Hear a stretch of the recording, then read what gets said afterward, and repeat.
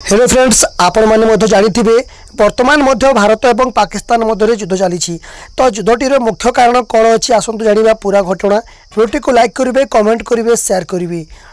गत एप्रिल 22 तारिख में जम्मू काश्मीर पहलगाम रे होइतिबा आतंकवादी आक्रमण में 26 जन नागरिकों मृत्यु घटी। यह आक्रमण पर भारत पाकिस्तान आधारित लश्कर ए तैयबा और जैश ए मोहम्मद आतंकवादी संगठन मान दायी करथिला।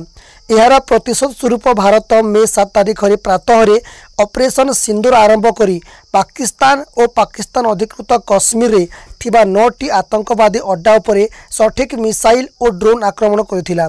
एही अभियान रे भारतीय सेना नौसेना एवं वायुसेना मिलित भावे अंशग्रहण करथिली। भारतीय सेना अनुजाई एही आक्रमण सीमित सुचिंतित एवं अणउत्तेजनामूलक थिला, जेउथिरे कोनोसी पाकिस्तानी सामरिक स्थान को टार्गेट करा जाई नथिला। किंतु बंधुगण ए पर्यंत युद्ध चली तो वर्तमान गोटे खबर आसी पाकिस्तान सामरिक अभियान महानिदेशक आज अपराह्न 3:35 समय भारतर डीजीएमओ को फोन करथिली।